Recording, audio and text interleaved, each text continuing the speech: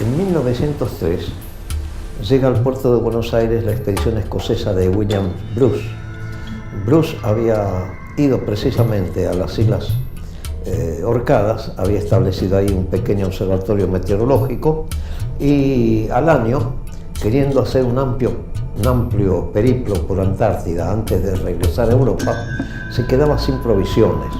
Entonces viene a Buenos Aires con su buque mientras deja una dotación trabajando allá en las observaciones meteorológicas en Orcadas, viene a Buenos Aires a proponerle a nuestro gobierno que nuestro gobierno se ocupe de continuar las observaciones meteorológicas que ellos han iniciado ahí. Así comienza Orcadas, en que va por primera vez un argentino, que es José Manuel Moneta.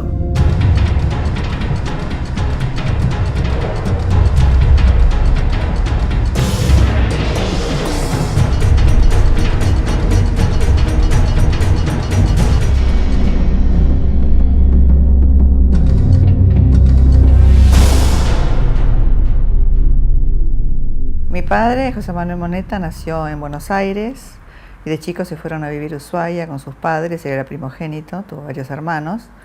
Mi abuelo era gerente del Banco Nación en Ushuaia.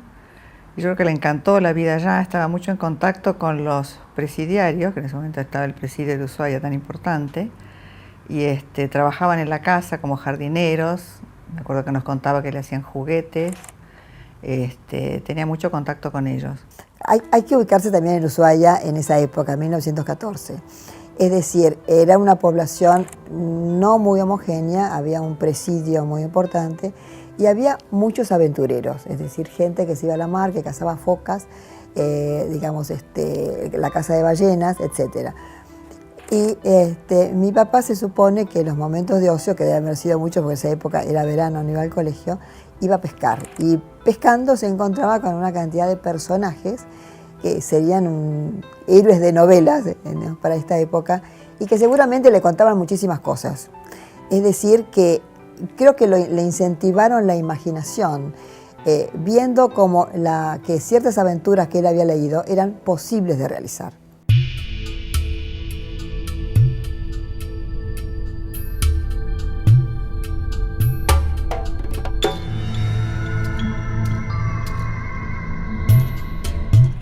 Luego se fue vino a vivir a Buenos Aires con el padrino, sus padres quedaron en Ushuaia.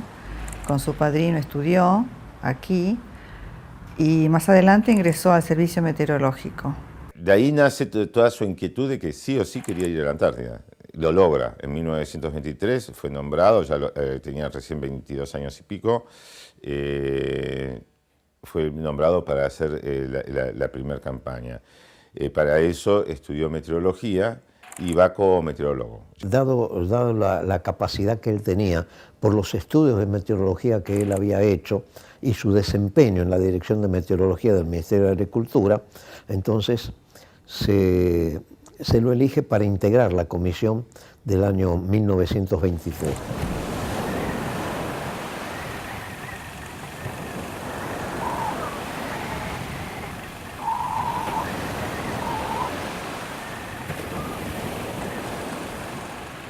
Él estaba a cargo de las investigaciones sobre el magnetismo terrestre en el Ministerio de Agricultura, es decir, en el servicio meteorológico que pertenecía al Ministerio de Agricultura. Y es a través de lo que era el estudio del magnetismo terrestre que él va a la Antártida, se va a Orcadas. Allí va con un grupo de 5 compañeros, todos extranjeros, y comienza su periplo de 4 años en las Orcadas del Sur intercaladamente. Él está a cargo de las observaciones meteorológicas, porque Moneta es un técnico del servicio de meteorología. Entonces, su trabajo allá son las observaciones meteorológicas. La recolección de datos se hacía durante las 24 horas, se montaban guardias para realizarlos, y no solamente se hacían de días, de noche, sino que cada determinadas horas se iba a constatar la diferencia que había de valores justamente en este tipo de actividades, de datos científicos. Como dice Moneta, un trabajo tedioso, es un trabajo hacer exactamente siempre lo mismo, pero que rinde sus grandes resultados, porque ahí se va perfeccionando con el tiempo, se va perfeccionando el pronóstico del tiempo en nuestro país. Todo se desarrolla con monotonía, incluso las visitas horarias a las pequeñas casillas de instrumental magnético en las que es necesario mantener una temperatura constante sobre C.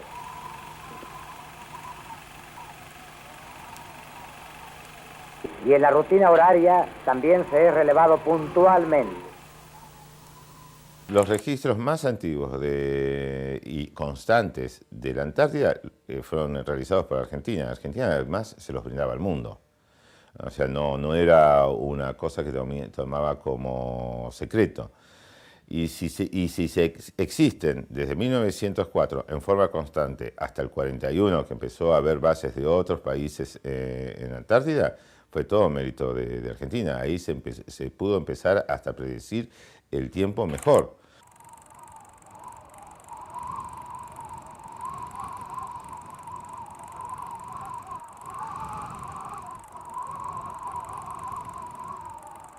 El petrel pinzado o damero, o petrel del cabo, pone, como todos los petreles, un solo huevo. Estas fotografías fueron sacadas en los bordes de los precipicios.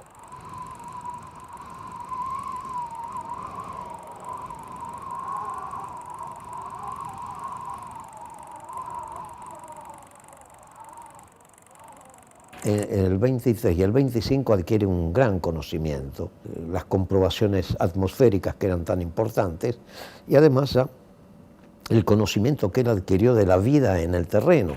Y para el 27, tal es así, los conocimientos de él son tan importantes que le dan la autoridad de elegir él a los miembros que quiere llevar en la dotación del 27. Siempre las expediciones habían sido comandadas por extranjeros que en su mayoría eran nórdicos. Y en este caso, él, a través de su experiencia en expediciones anteriores, se convierte en el primer jefe argentino y es el que lleva más tripulación argentina.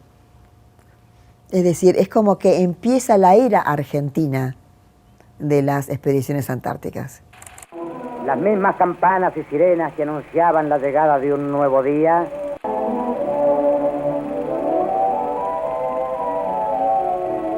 fueron como una señal para reunir en un rincón del puerto a la expedición de 1927 que se alistaba para partir al sur.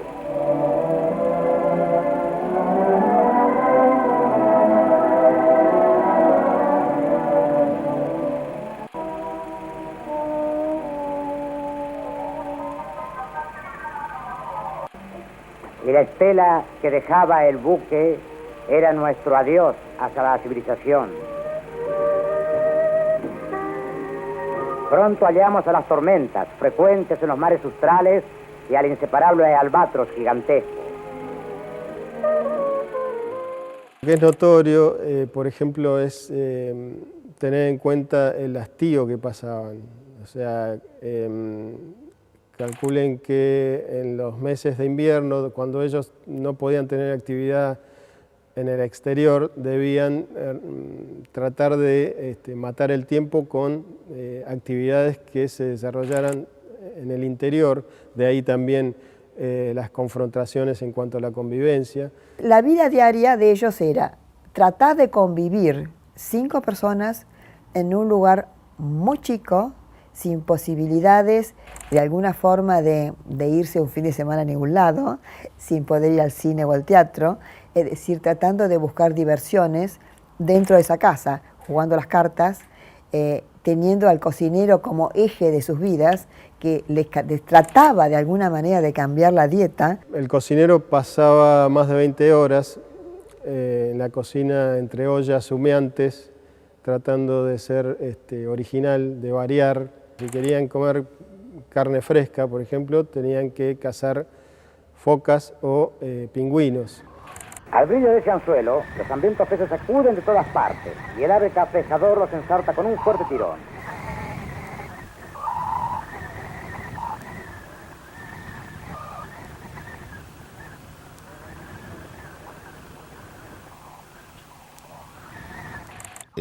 La vida es durísima. en un medio que es totalmente, cuando llega la parte de invierno, es francamente hostil. Los que no han ido a la Antártida no se tiene la verdadera dimensión de lo que es, por ejemplo, hacer agua. En busca de agua sólida.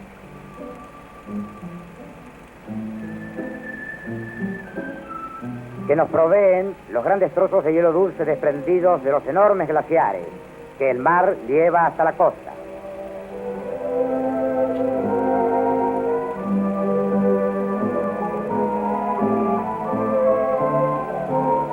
El intenso frío hace que se congelen hasta las barbas.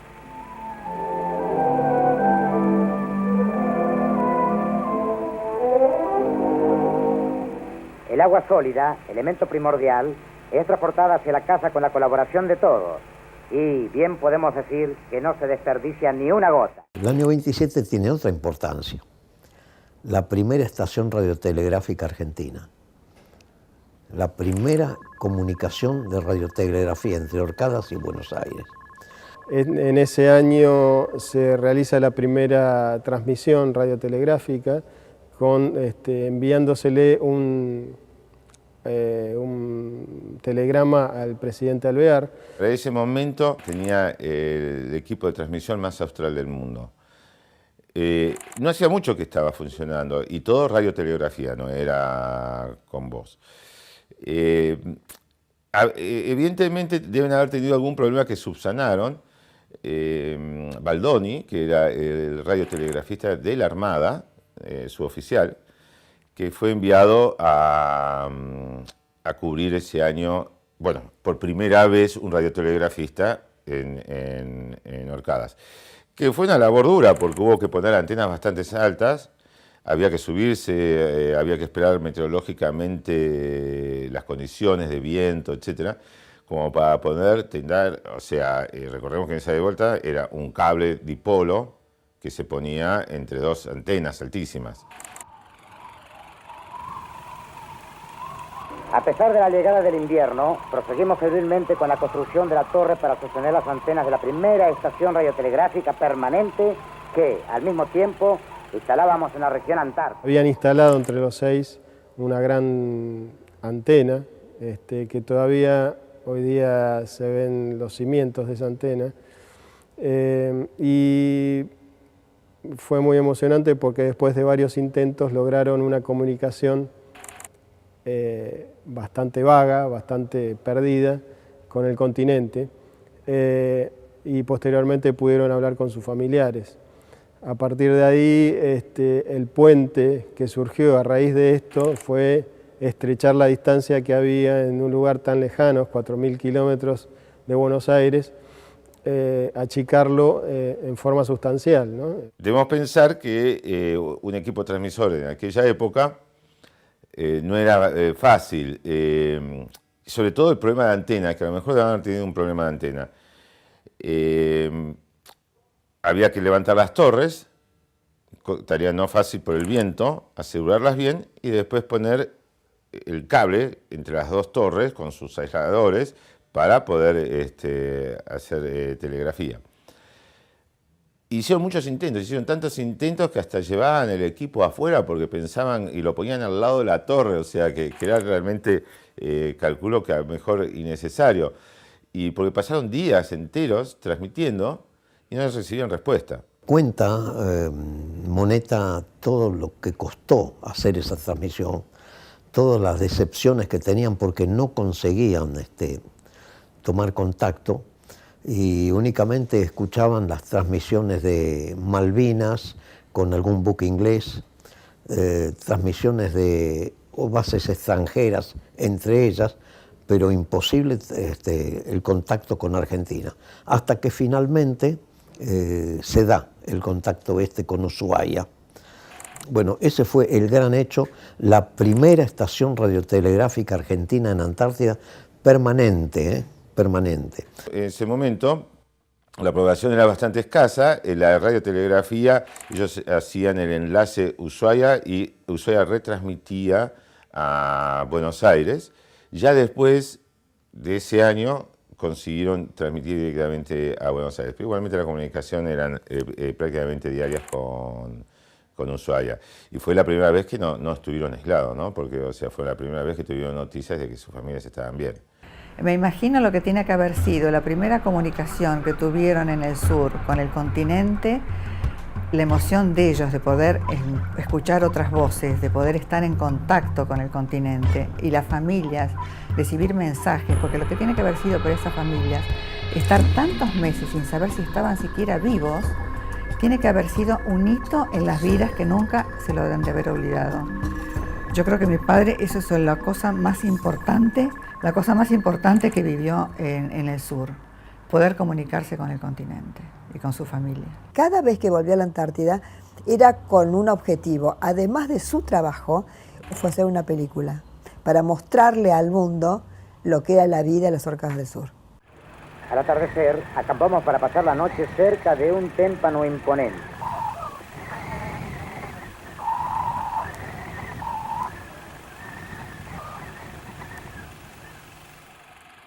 Moneta filma una de las películas, la primera película que después terminará incinerada porque se incendió el lugar donde se encontraba en Buenos Aires. Posteriormente realiza otra película que es, digamos, uno de los primeros hitos o que forma parte de la iconografía del lugar, ¿no? Era una novedad total eso.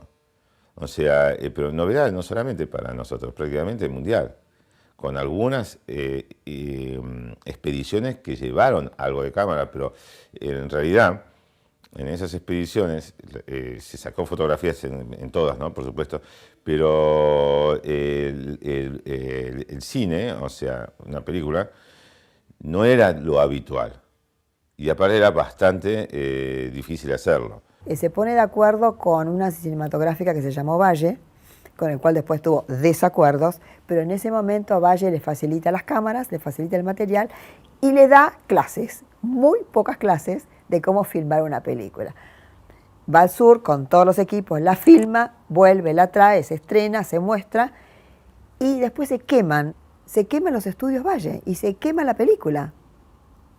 Por supuesto que eso no fue ningún impedimento para volver a iniciar otra filmación. El film que vamos a ver fue realizado en las Islas Orcadas del Sur durante la tercera de las 4 expediciones que realicé hacia aquellas lejanas tierras.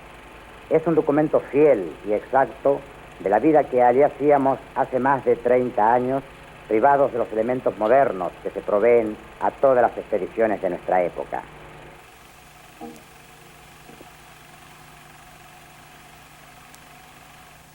Tanto como él fue pionero, como fue el primer jefe argentino en la Antártida, esa película fue pionera de una filmación en un lugar totalmente inhóspito, desconocido en ese momento para el hombre. Fue muy importante, yo creo que tuvo mucho entusiasmo en hacerla, tuvo mucho éxito. Él se preocupó muchísimo de hacer una divulgación del sur y de esa película, y yo creo que lo logró a través de ella. Le puso mucha pasión a lo que hacía. En realidad, esta cuestión de la raza antártica viene pasando desde que el hombre está en el continente y que eso se manifiesta en forma personal en cada uno, ¿no? Cumplió una función hasta casi su muerte en 1972 de difusión. O sea, a donde iba, se iba iba a la Sierra de Córdoba y llevaba la película para pasarla en el cine de, por ejemplo, Villarreal, que es un pueblito que no tenía 200 habitantes. En Georgia del Sur existían 5 fábricas dedicadas a la manufactura del aceite de ballena, como esta, que es la Compañía Argentina de Pesca.